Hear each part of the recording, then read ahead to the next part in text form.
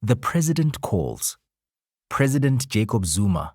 My brother, there are these Gupta men. I want you to meet with them and help them.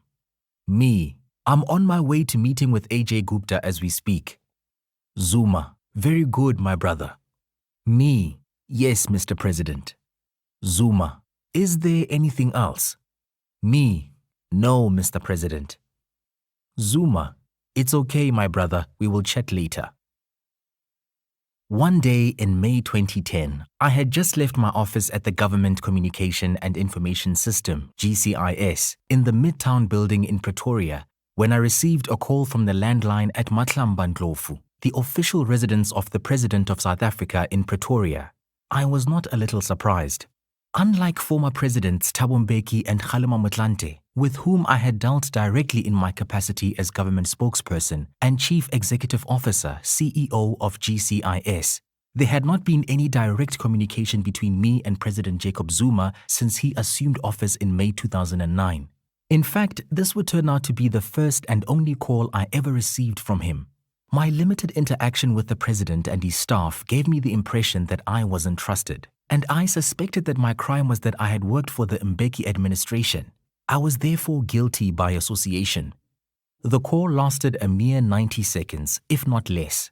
After the initial exchange of pleasantries, Zuma inquired about my meeting with the Guptas, and the conversation concluded as soon as I confirmed that my meeting with AJ Gupta was going ahead.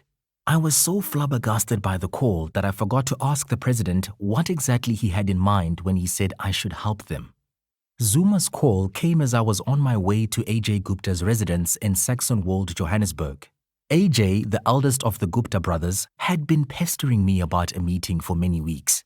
I had first met AJ at the board meeting of the International Marketing Council, IMC, since renamed Brand South Africa, in March of that year. As the CEO of GCIS, I had automatic board membership, and AJ had been a member since 2002. However, he rarely attended board meetings, and the March meeting was the first he had attended during my time on the board. I was surprised when AJ, in his capacity as IMC board member, suddenly took over the planning and logistics for Zuma's upcoming state visit to India in the first week of June 2010. While I did not join the state entourage for the trip to India, I later learned from my IMC colleagues that the Guptas had basically usurped the powers of our Departments of International Relations and Cooperation and Trade and Industry and become the nodal point of communication between the Indian government and Zuma during his stay. However, the most shocking report I got about the state visit was that in his speech at a banquet for South African and Indian ministers and business leaders, Zuma had reportedly said that for businesses that were thinking of investing in South Africa, the suitable way for channeling their investment would be through the Gupta family. By then, it was public knowledge that Zuma's son, Duduzane, was a business partner and director of a number of Gupta-owned companies. Around June 2010, I finally agreed to meet with AJ. Mostly because I simply wanted to get him off my back.